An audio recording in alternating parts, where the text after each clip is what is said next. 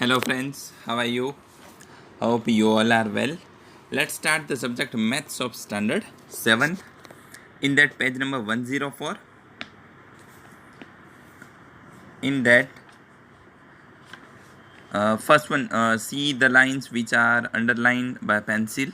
Two lines L and M intersect if they have a point in a common. This common point O is their point of intersection. Okay दो line जहाँ पे एक दूसरे को touch होती है मिलती है that is called point of intersection.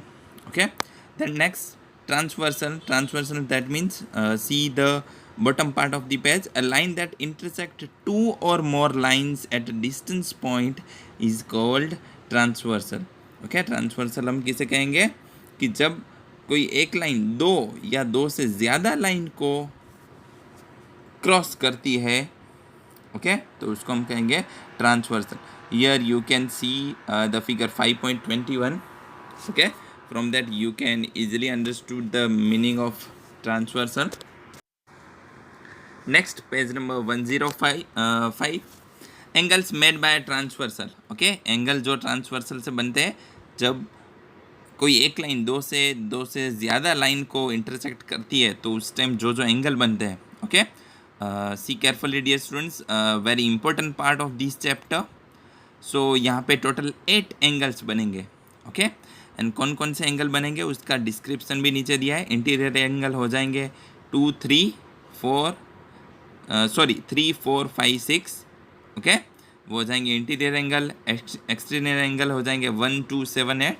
तो उस तरह से ये सब एंगल्स के नेम है एंड उसकी दूसरी साइड्स वो एंगल दिए हैं. ओके तो dear students very important part है ऑफ दिस चैप्टर का कि जब ट्रांसवर्सल बनता है तो ये सब एंगल है ओके वो ये कहलाएंगे. एंड इसमें से बहुत सारे एंगल इक्वल्स भी होते हैं तो ये इसकी इम्पोर्टेंट प्रॉपर्टी है of this chapter. So remember these things. Okay then next page number 106 transversal of parallel line. Okay parallel line में transversal. Do you remember what parallel lines? They are lines of plane that do not meet anywhere. Okay ऐसी दो line जो straight एक दूसरे को मिलती नहीं है उसको हम पैरेलल लाइंस कहते हैं. ओके उसमें भी ट्रांसवर्सल्स होते हैं. So these things you have to remember. Next page number 107 see the box which are highlighted.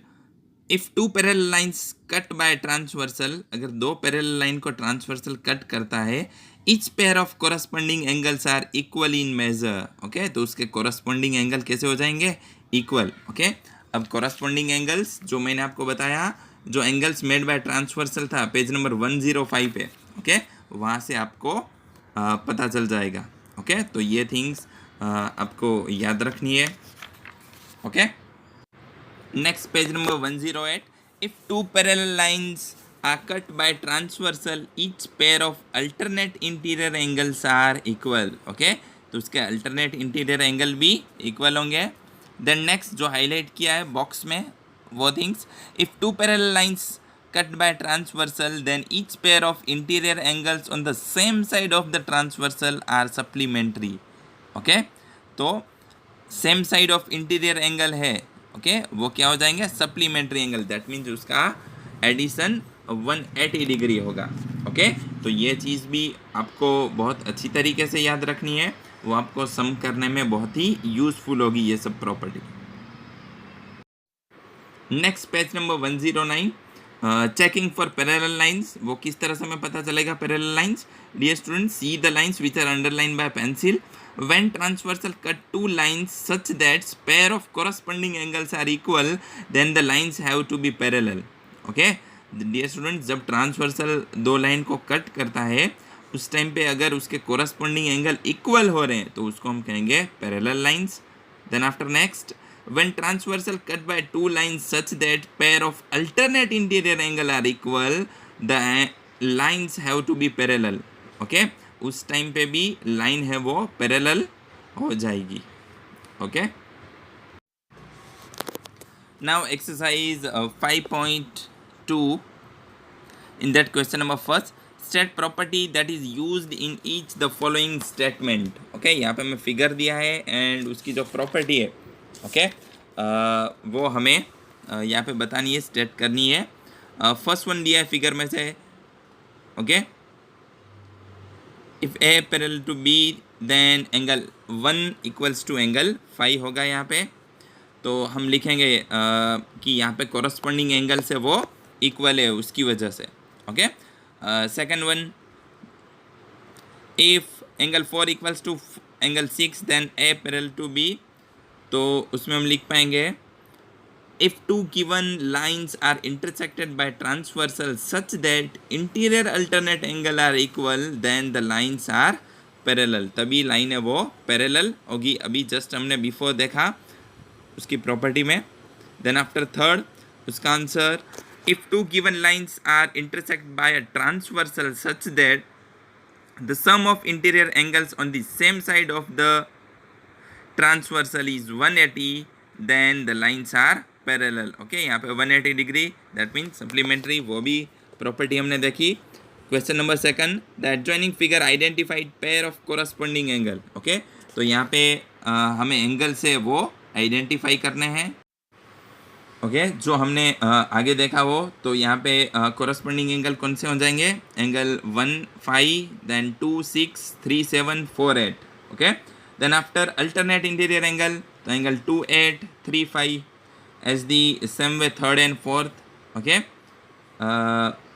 interior angle on the same side of transversal, तो angle 2 and 5 and angle 3 and 8 and vertically opposite angle, तो angle 1 3 2 4 5 7 and 6 8, तो ये उसके हो जाएंगे vertically opposite angle.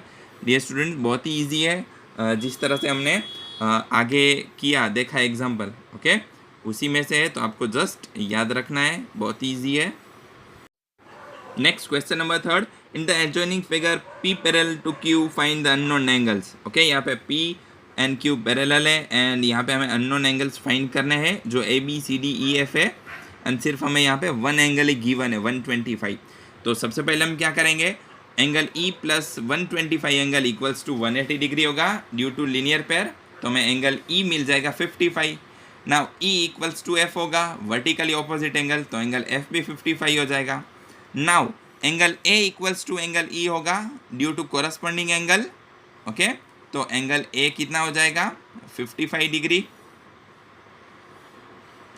Okay and angle B 125 हो जाएगा क्योंकि अल्टरनेट एक्सटीरियर एंगल की वजह से okay. Then after next angle B plus angle C 180 degree होगा due to linear pair okay. उसमें B हमारे पास है 125, तो C की वैल्यू मिल जाएगी 55 degree. Now angle D and B वो भी इक्वल होंगे due to vertically opposite angle, तो एंगल D भी हमें मिल जाएगा 125 डिग्री। तो इस तरह से हमें सब एंगल है वो मिल जाएंगे okay.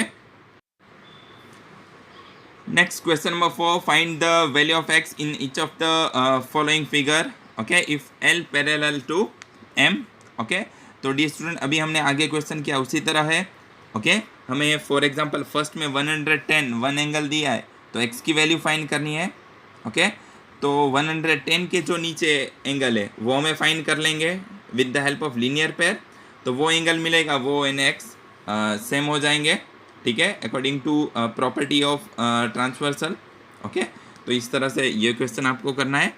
Now question number 5, in the given figure the arms of two angles are parallel, two angle के arm equal है।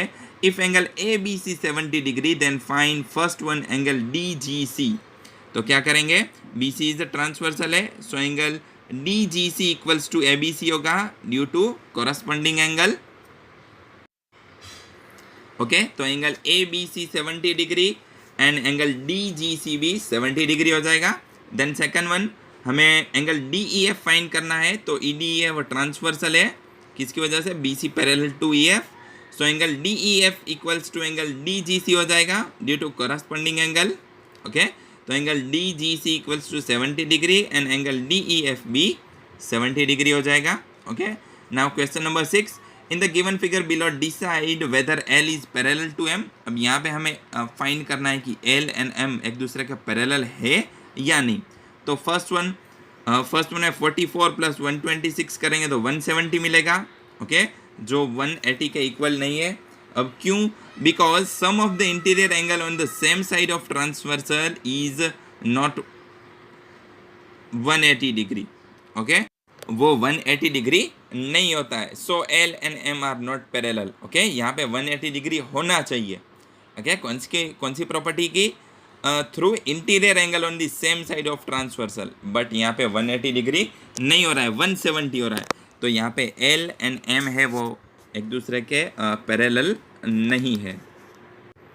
Next second, N is a transversal to L and M, so angle P equals to 75 due to vertically opposite angle. Now angle P plus 75, तो 75 plus 75 150 हो जाएगा. यहाँ पे भी हमें 180 degree नहीं मिल रहा है, ओके. तो L and M है वो पैरेलल नहीं है. Third one, angle P plus 123 equals to 180. अब P दैट मीन्स 123 के जस्ट पास में, ओके, M1 लाइन में ड्यू टू लीनियर पेयर. लेकिन यहाँ पे हमें एंगल P मिल रहा है 57, ओके, एंड उसके ऊपर है वो भी 57 है. तो corresponding angles are equal, okay. यहाँ पे दोनों हमें सेम मिल रहे हैं. तो यहाँ पे L एंड M है वो एक दूसरे के पैरेलल है, ओके. तो by these way fourth question you have to do by yourself, okay. बहुत ही ईजी है. You have to just practice for that, okay. Now MCQs of this chapter. A line segment has a dash end point, okay. हमने recall किया था starting of the chapter, okay.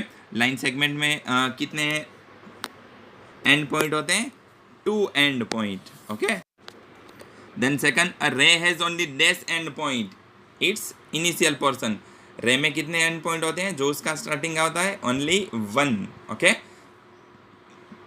To complementary angles are, two complementary angle कितना है? Angle बनाएगा 90 degree and fourth one supplementary angle 180 degree. Fifth one complementary angles of 50 degree कितना हो जाएगा? 40, क्योंकि कंप्लीमेंट्री एंगल 90 डिग्री के होते हैं. Next, true false. When two lines L and M meet, we say intersect, the meeting point is called the point of intersecting. तो ये statement true है. जहाँ पे दो लाइन इंटरसेक्ट होगी तो उसको मीटिंग पॉइंट कहेंगे. Second, when lines drawn on the sheet of paper do not meet far produced is called parallel lines. तो ये स्टेटमेंट भी ट्रू है. दो लाइन जब एक दूसरे को मीट नहीं होगी, ओके, बहुत दूर तक, तो उसको हम पैरेलल लाइंस कहेंगे. Vertically opposite angles are not same, तो दिस स्टेटमेंट इज फॉल्स, क्योंकि वर्टिकली ऑपोजिट एंगल सेम होते हैं. Fourth, a transversal is a line that intersect two or more lines at a distance point, तो ये स्टेटमेंट भी true है. Supplementary angle of 100 is 90 degree, okay. Supplementary angle 100 का 90 होगा, तो ये स्टेटमेंट फॉल्स है. एंड फिलिंग द ब्लैंक्स हमें टेक्स्ट बुक में पेज नंबर 103 पे क्वेश्चन नंबर 13 है, ओके, वहाँ पे दिया है. So here we complete our chapter number 5th, okay. Just do revise it, बहुत ही ईजी चैप्टर है, and do your best, okay. Thank you.